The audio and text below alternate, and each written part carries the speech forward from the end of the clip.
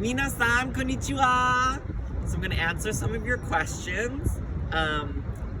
So here we go. First one is, what would you like to eat in Japan since you've not been here for a while?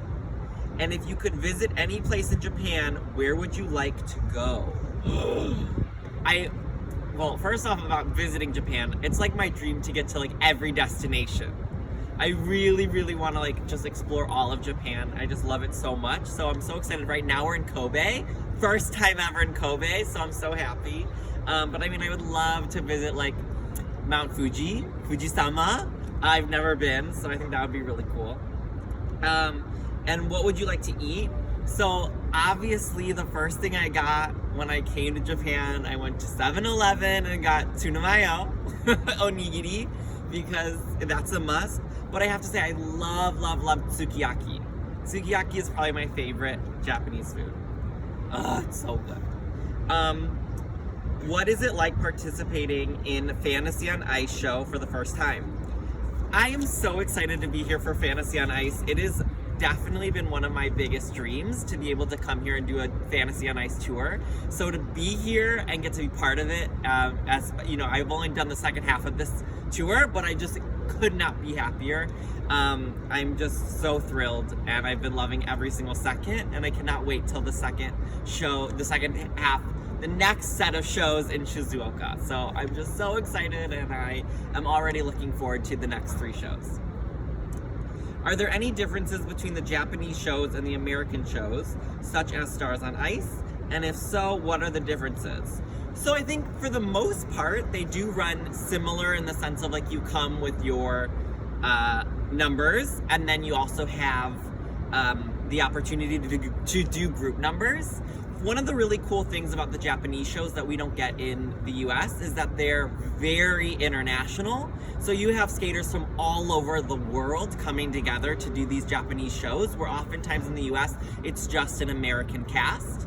So it makes it a very, very special to get to come to Japan and get to see and get to do shows with, you know, your teammates and the people that you've competed against for so long, and all come together from all over the world. And then also the range of ages is so vast. So you have currently competing skaters and then retired skaters that have, are 10 years older than me. So it's like, it's really cool because I've looked up to them for so long. So get to be part of a show with them is really special. So, who choreographed Memory? I did. This program, I actually choreographed Memory. So, when the organizers from Fantasy on Ice sent it to me and they're like, would you do a collaboration to this piece of music?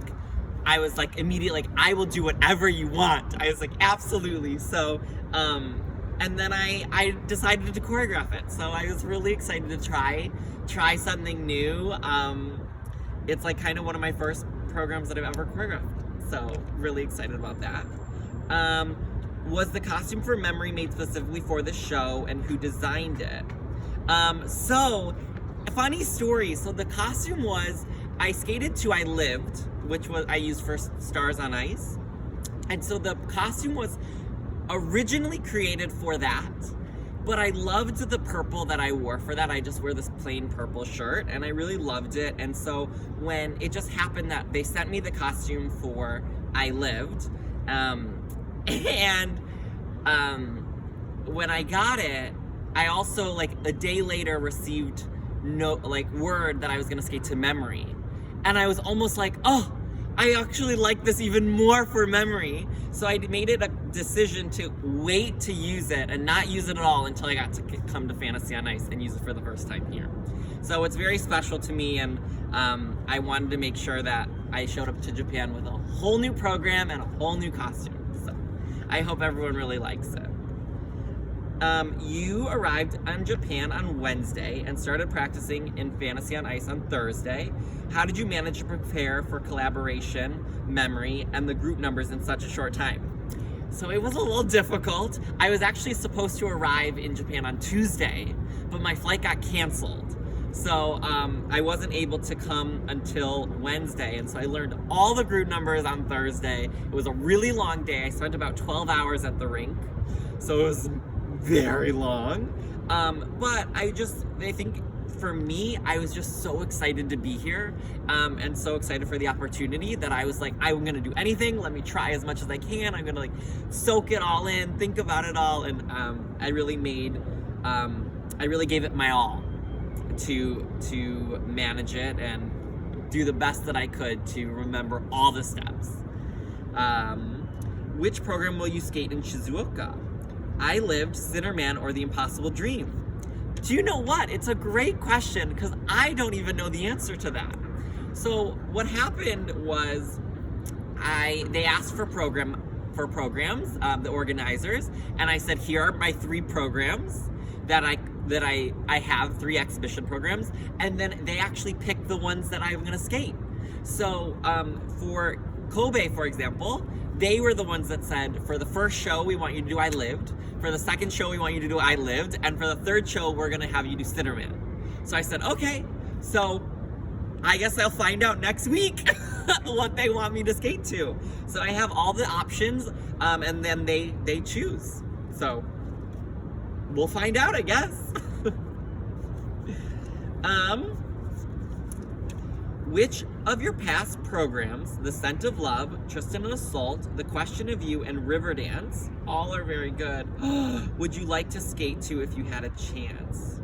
Do you generally remember the choreographies of your past programs? So I do not remember any choreography from past programs because Roheen, my choreographer, tries to mix up the choreography every single year and it's all so different. It's very hard for me to remember, but I do try, if I do watch it back, like watch videos, I can kind of pick it up, but not remembering it off the spot. And what would I love? You know what? There's a little part of me that might want to do something with Riverdance again. Because in 2 years, it's going to be 10 years since I performed it. And I think there's something very special about 10 years and Riverdance. So putting it out there, but who knows? But I think that would be very special. Do you plan to do more coaching with Cricket Club team like you did in Mexico, in other countries, or elsewhere in the US? I would love to. I really enjoyed getting to do that seminar with Tracy and Brian and Joey and the Cricket Club team. It was very fun for me. Getting to work with them the last 4 years has been such a joy, and so to get to then travel with them, continue to travel with them, and get to do seminars, I really loved it. And I feel like I've learned so much from them, and so it was really fun to get to then help them continue teaching other skaters. So I hope so, is the answer to that. Your Japanese is improving so much. How do you keep learning it with your busy schedule? To be honest, it's been really hard the last year. The last 2 years have been really tough with continuing to work on my Japanese just because of COVID and isolating and really focusing on the Olympics. So I've slacked a little bit on my Japanese, but trying my best to use it every chance I have. And especially this summer, I get to be in Japan for like 5-6 weeks. Doing different shows, so I'm just so excited about that, and I'm hoping to just continue to use it and use it and use it and use it, and hopefully this is just like one of many summers I get to spend in Japan, so hopefully I can just keep using my Japanese more and more. Well, I love you guys all so much. いつも応援をありがとうございます。とっても大好き。またね。